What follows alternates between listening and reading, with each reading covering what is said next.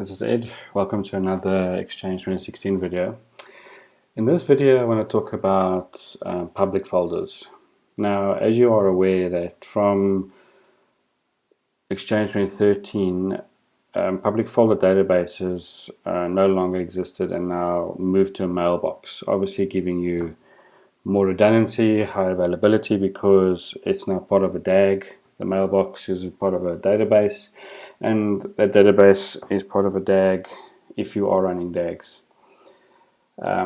If you log into the Exchange Admin Center and you click on public folders, you'll notice that you have an option for public folder mailboxes and public folders themselves. So before you can proceed with anything, you need to click the add button to create a mailbox. So we can call this public folder mailbox 1, and we will put it on server 1 and we will click save. So there you can see I've got my first public folder mailbox. It's pretty simple. I mean, it's a lot easier to manage than Exchange 2010's public folders. Now public folders, what you can do is you can create a folder and you can give it a name, and just like you would manage public folders on Access, you would do the same here. It's just a lot easier to manage. Just wait for this to finish quickly.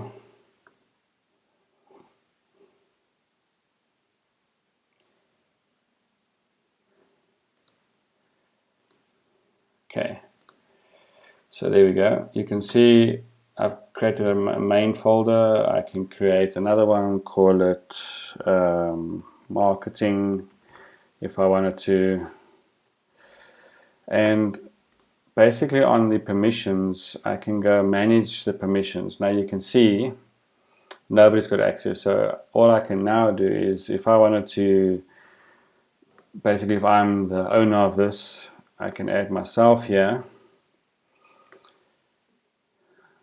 and if I go to marketing, I can say I want user 1 to be part of this, but user 1 can only be a contributor, and save. And there you can see permissions applied. Now obviously you just got to wait for replication, but essentially that's how easy it actually is to work with public folders in Exchange 2016. Thank you for watching.